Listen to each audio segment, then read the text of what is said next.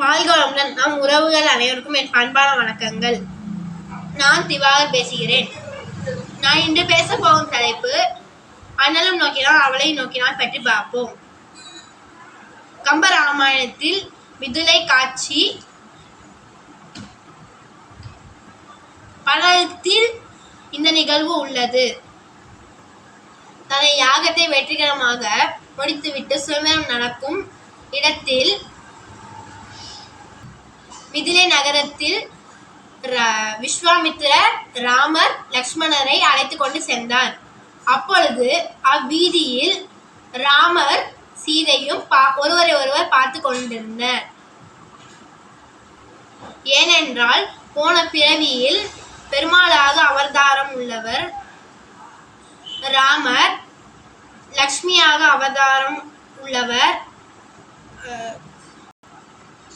சீதை. இரண்டு பேருமே ஒருவரை ஒருவர் பார்த்து கொண்டிருந்தனர். சீதையின் தந்தை ஒரு போட்டி வைத்தார்.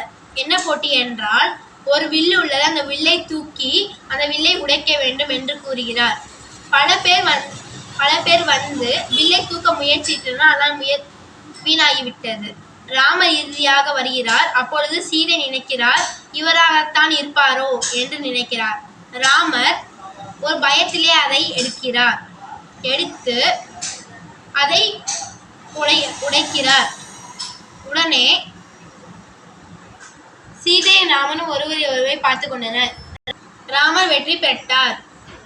இந்த நிகழ்வைத்தான் கம்பர் மிக அழகாக அண்ணலும் நோக்கினான் அவளும் நோக்கினாள் என்று கூறுகிறார். நன்றி. ஸ்ரீ ராமருக்கு ஜெய். சீதா பாட்டிக்கு ஜெய்.